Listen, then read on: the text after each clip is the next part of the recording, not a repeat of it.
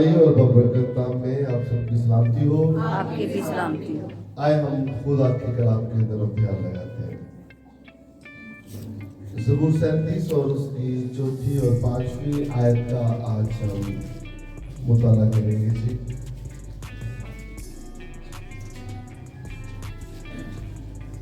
ज़बूर 37 उसकी चौथी और पांचवी आयत। बाइबल मुकद्दस में कुछ यूं मरकूब है, खुदावंद में मसरूर रह और वो तेरे दिल की मुरादें पूरी करेगा। अपनी राह खुदावंद पर छोड़ दे और उस पर तवक्कुल कर, वही सब कुछ करेगा। पाक कलाम का पढ़ा और सुना जाना हम सब के लिए बाइस बरकत हो जी। आमीन। आप सब ऐसे मेरे अजीज बहन भाइयों, आज खुदा ने जो मुझे कलाम दिया जिसका टॉपिक है खुदावंद में मसरूर रहना। क्या है? खुदावंद में मसरूर रहना। दाऊद नबी जो खुदा का मंसूर था, उसकी जिंदगी पर जब हम गौर करें तो वो खुदावंद पर तवक्कुल करने वाला शख्स था। खुदा ने उसको टीन एज में ही चुन लिया, यानी कि जब वो 14, 15, 16, 17 साल का था तो वो खुदावंद में चलना शुरू हो गया। कुछ मौलवी कहते हैं कि जब खुदावंद ने इसको इस्तेमाल किया तो ये जब इसने पहला ज़बूर लिखा खुदावंद के लिए, खुदावंद मेरा जुबान है, तो इसकी उम्र 17 साल थी। जब इसने खुदावंद मेरा जुबान ज़बूर लिखा तो इसकी कितनी उम्र थी? 17 साल। और अंडरस्टैंड करें कि 17 साल की उम्र में ये शख्स ये कह रहा है कि खुदावंद मेरा जुबान है, मुझे कमी ना होगी। खुदावंद मेरा मुझे कमी ना होगी।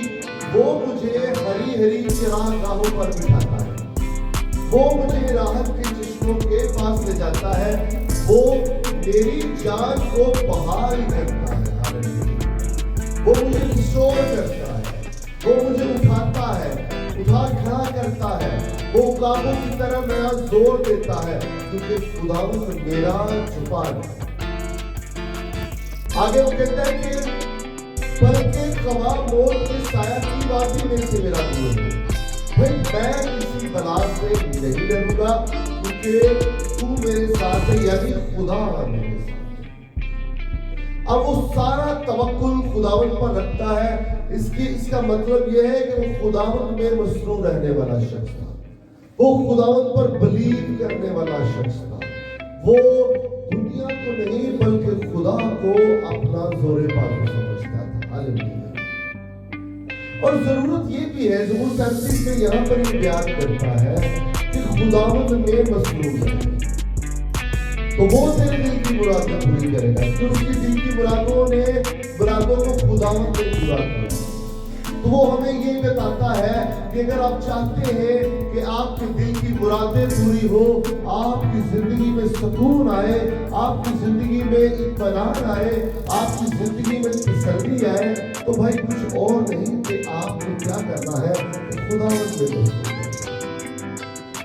अब मसरूर लफ्ज जो अरबी जुबान का लफ्ज है, इसके लुग़वी मानी है मगन रहना, खुदावंद में मुतमिन रहना, खुदावंद में शादमान रहना और खुदावंद में खुशी में रहना।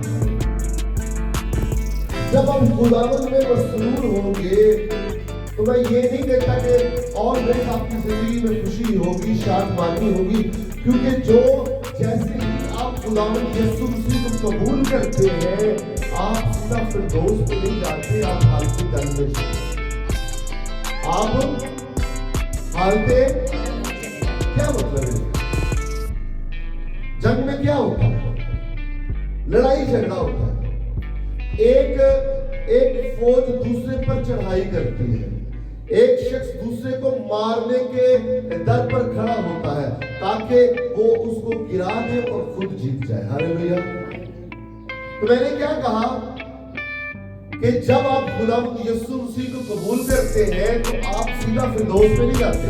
आपकी शायद अंडरस्टैंडिंग ये है कि आप सीधा आपकी जिंदगी में बड़ी खुशियां आ जाएंगी, आपकी जिंदगी में बड़ी लज्जतें आ जाएंगी, आपकी जिंदगी में बड़ा सुकून आ जाएगा, आपकी जिंदगी में बड़ा इत्मीनान आ जाएगा। तो मैं आपको बता रहा हूं ऐसा नहीं होगा। ऐसा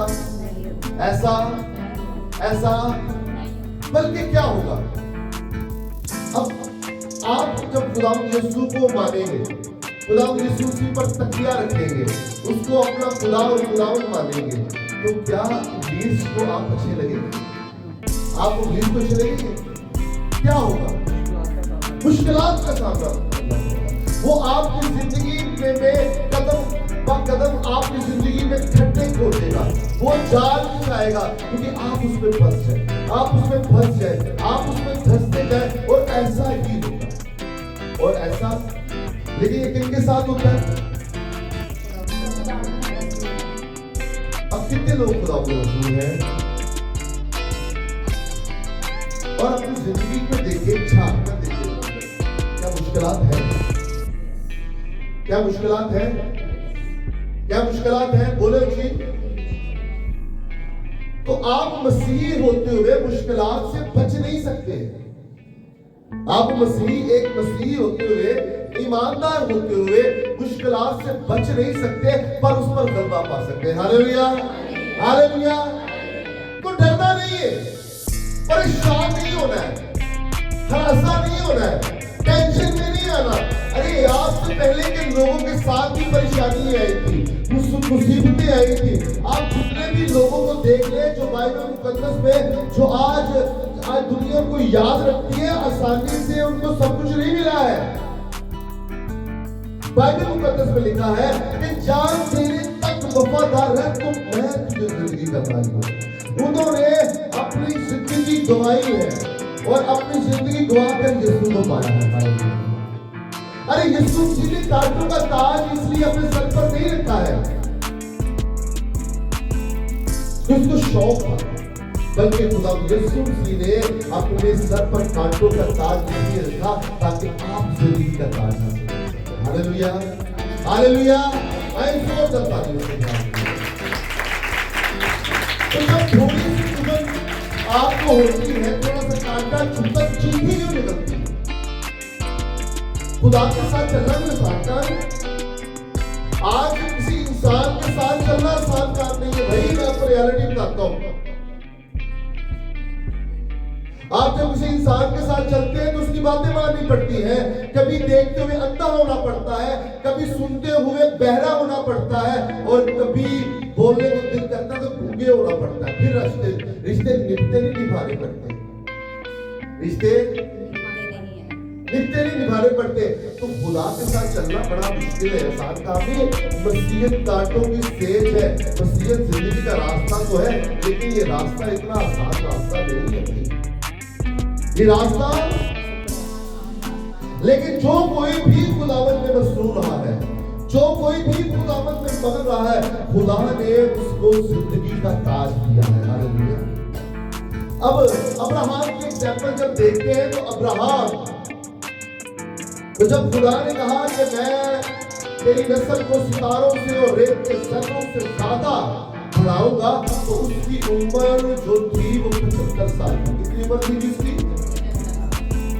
और 100 साल की उम्र में जाकर ये वादा पूरा होता है और खुदा उसको खूबसूरत बेटी से नवाजता है और उसका नाम इसहाक होता है। कितने साल उसने वेट किया? आज हम चाहते हैं कि आज हमने दुआ की है और दूसरे दिन उस दुआ का जवाब आ जाए, तो ये मुमकिन नहीं है भाई। और मुमकिन भी है अगर आपका ईमान उस लेवल का है, हालेलुया, जिस लेवल पर खुदा का तराजू आपको पहुंचता है।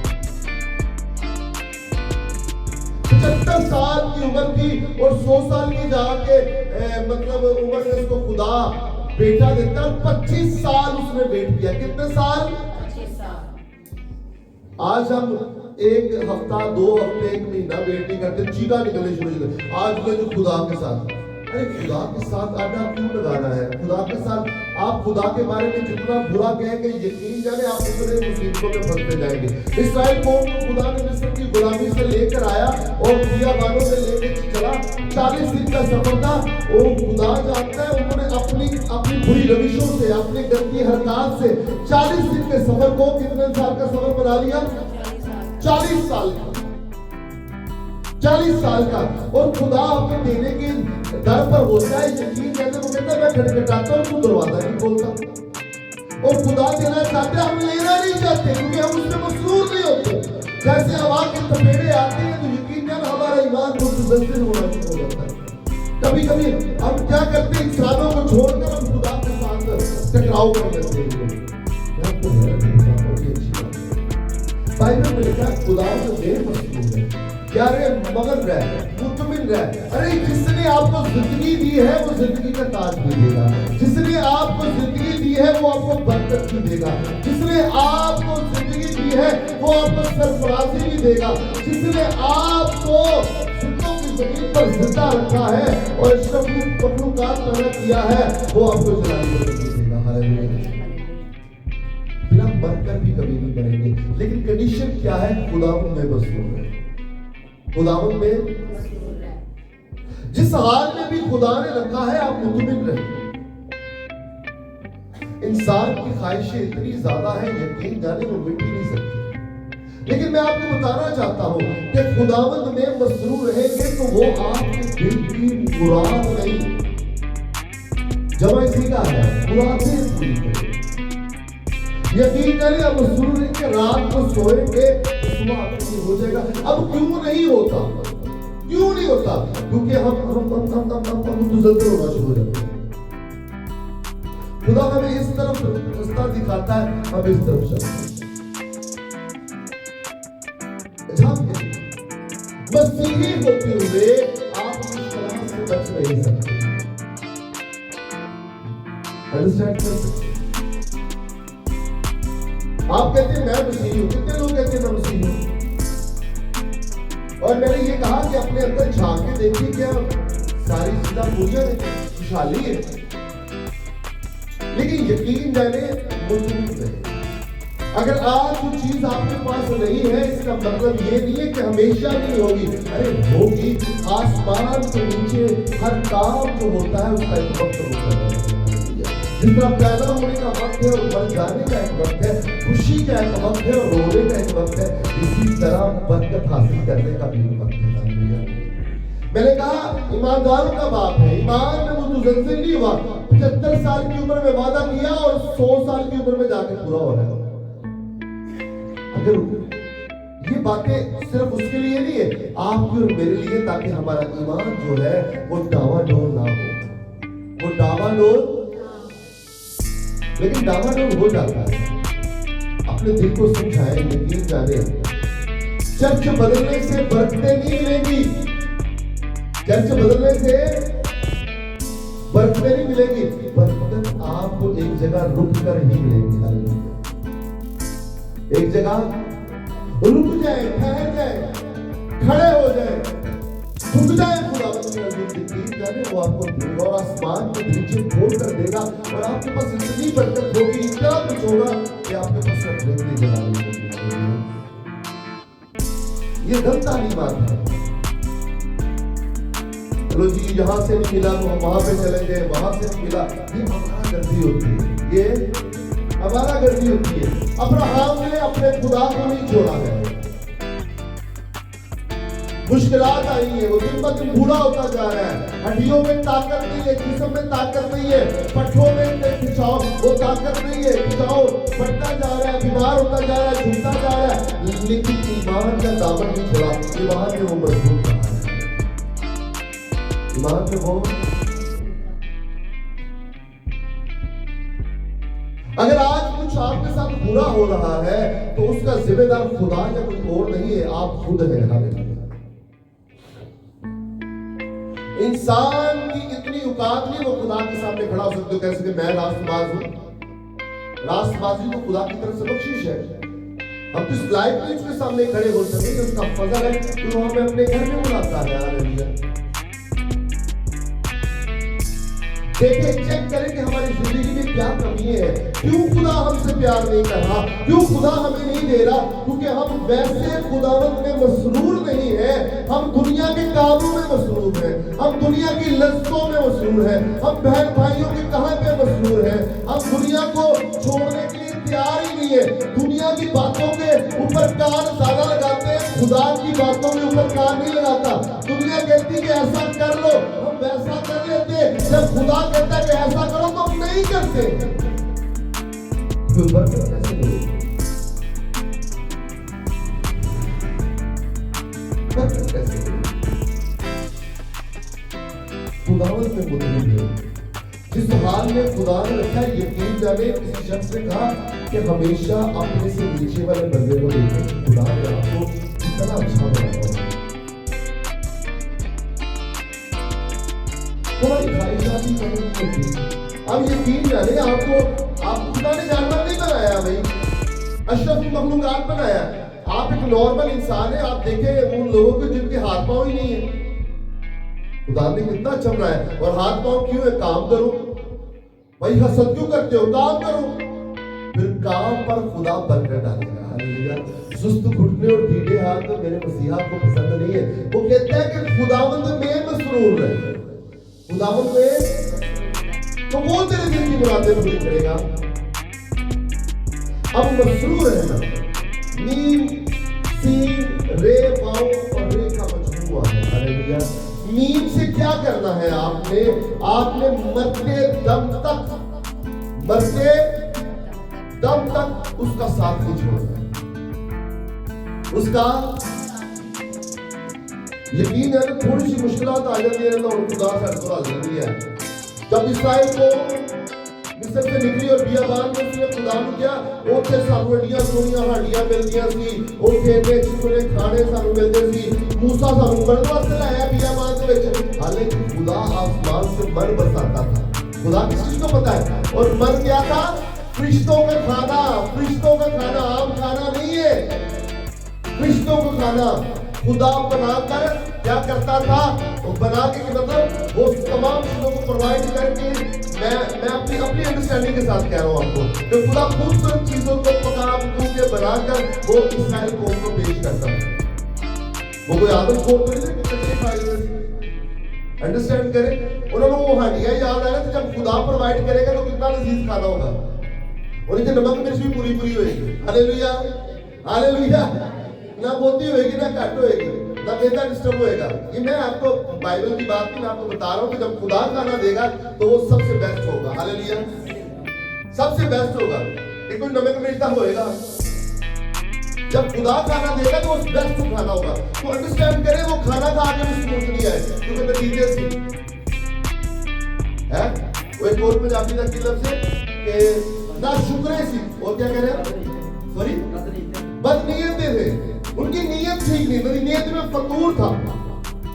वो खुदा की ब्लेसिंग का शुक्र नहीं कर रहे थे। तो भाई खुदा ने हमें फरिश्तों का खाना दिया है, इंसानों का क्या खुदा इंसानों वाला खाना नहीं दे सकता था? खुदा ने उनको बेस्ट क्वालिटी दी है, बेस्ट क्वालिटी। और चट्टान में से पानी निकलता था, आपे सबसे ज्यादा मीठा और शीरी पानी था।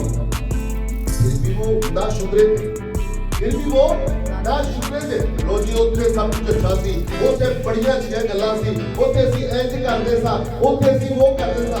यानी कि आप ना शुक्रे। खुदा आपको बेस्ट देना चाहता है, लेकिन आप अभी तक भी उन्हें नीचे बैठा चाहते हैं।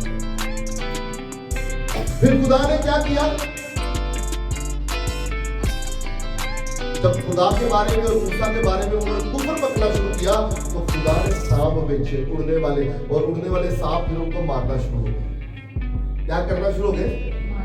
खुदा के बारे में कुफर नहीं बकना है, ना खुदा के बारे में बकना है और ना खुदा के खादम के बारे में बकना है।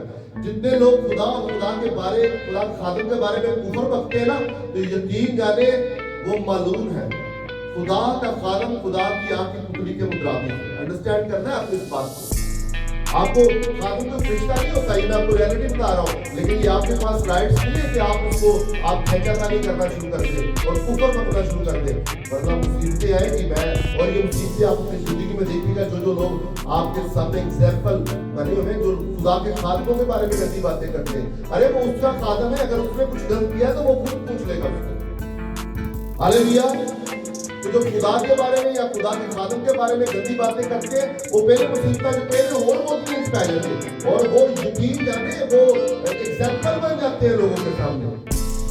तो आपने नींद से मरते दम तक सदा खुदावंद में मसरूर रहना है नहीं है। आज थोड़ा कर लिया, कल थोड़ा कर लिया, साल कर लिया, 6 महीने कर लिया, साल कर लिया, उस तो बाद क्यों हो इधर इधर उछल आ काम चलना नहीं है और साड़ियां गल्ला पूरियां नहीं होंदियां वे साडे। अरे वो बातें खादम के अंदर कोई बातें नहीं है, खुदा के अंदर बातें। अगर आपके दिल की मुरादें पूरी नहीं हो रही है तो खुदा के आपके साथ ताल्लुक जुड़ा नहीं हुआ।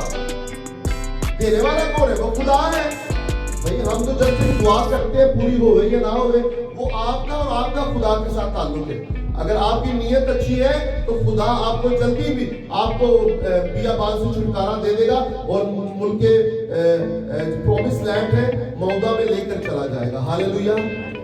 आपने नींद से मरते दम तक खुदावंद में मसरूर रहना। क्या है?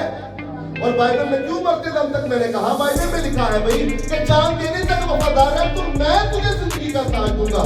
जान देने तक, जब जान देने तक आप वफादार रहेंगे, खुदा के साथ हिलेंगे नहीं, झूलेंगे नहीं, तो खुदा आपको सरफराज करेगा। और जब खुदा आपको सरफराज करेगा तो जमीन की कोई ताकत आपको नीचे नहीं कर सकती। हालेलुया। आप हमेशा सरफराज रहेंगे। नींद से आपने मरते दम तक खुदा के साथ क्या रहना? वफादार रहना, जुड़े रहना। और दीन से सदा उसकी आपने प्रस्तिश करनी है। आपने दीन से सदा, अब प्रस्तिश क्या होती है? उसी के आगे सरेंडर कर देना। हम क्या करते हैं? हम लोगों की प्रस्तिश अदा करते हैं। हम खुदा की छोड़कर मेरा भाई ये बड़ी सी बातें करता है, उनकी स्टाइल शुरू कर दी, यानी जो उसने कह दिया ना वो मैंने शुरू कर दिया। मेरी बहन बड़ा अच्छे काम करती है, जो इसे कहता है यह हदीस कहती, अरे वो तो ठीक है लेकिन जो खुदा कहता वो कोई बात नहीं। मेरे पास एक शख्स आया, वो मुझे कहता है कि मुझे खुदा ने कहा है कि मैं आपके पास आ रहा। मुझे किसने कहा है? जोर से बोले, किसने कहा है? मैं कहा पक्की गल है तुम खुदा ने कहा है? कहना जी पक्की गल है मेरे खुदा ने क्या है। अच्छा, तो बाद में मुझे आया जी, मुझे इंसान ने कहा जी उधर चला जाओ। मैंने किसने कहा है? इंसान ने कहा किसी और पासे चला जा। तो भाजी मैं जा रहा, मैं कहा खुदा बड़ा या इंसान? कहता खुदा।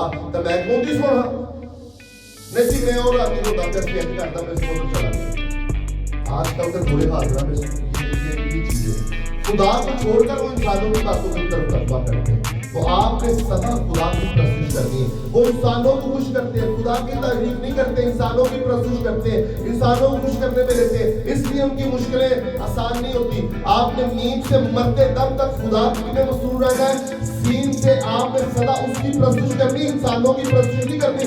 इंसान आके दूसरे के खिलाफ बातें करते हैं, आपके काम करते हैं, फिर आप उसकी इंसानों की बातों को सुनते, खुदा के लोगों की बातों को नहीं सुनते।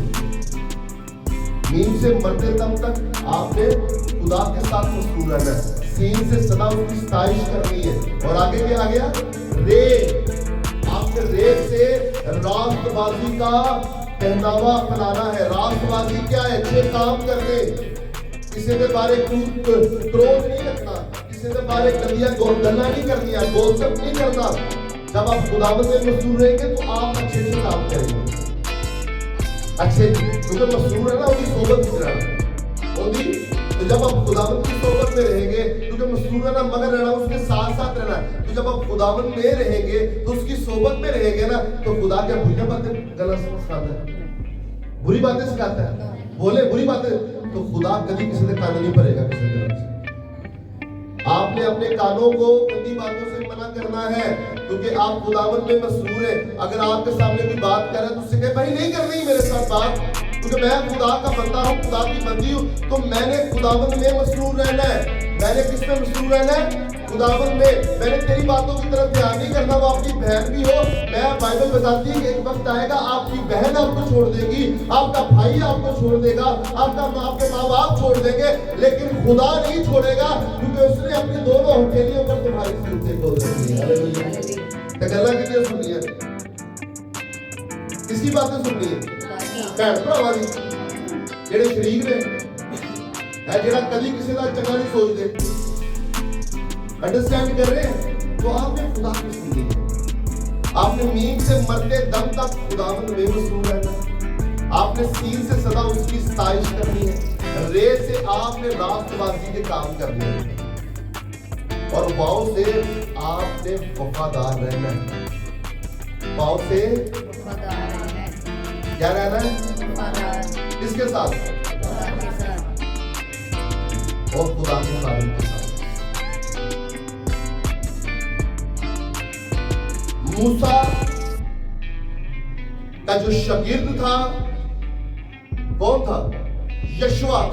वो अपने उस्ताद के साथ वफादार था। अपने किसके साथ?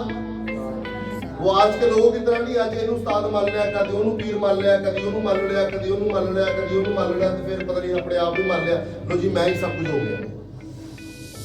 आजकल ऐसे ही चल रहा है ना।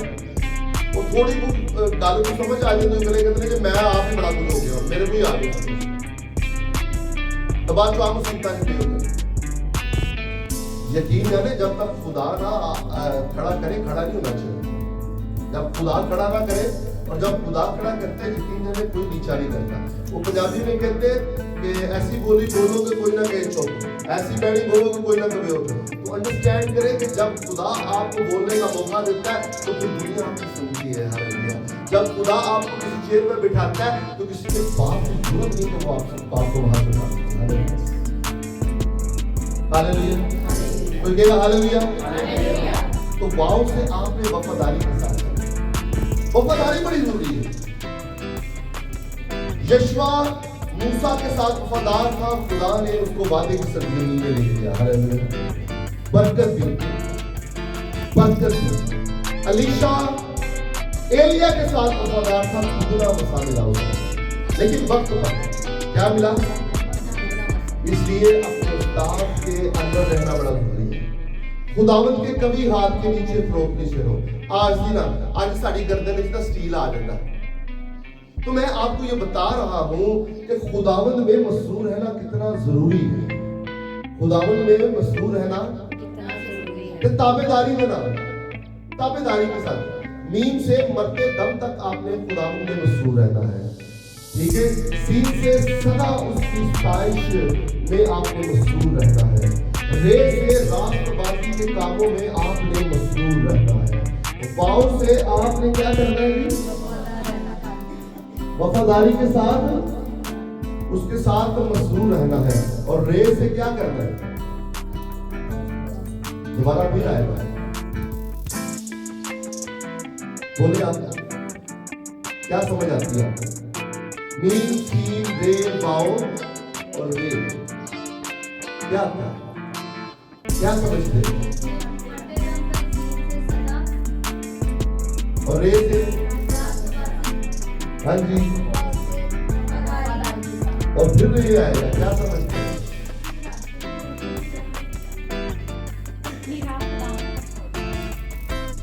राहत को जिंदगी करने वाले यीशु मसीह के साथ हालेलुया।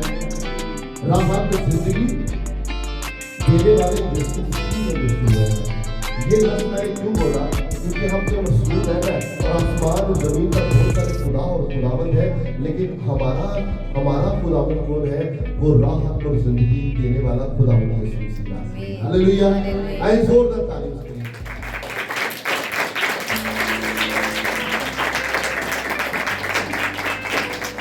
ये सरमन मैंने इसलिए सुनाया कि दूरे हाजरा में हम बहुत परेशान हैं।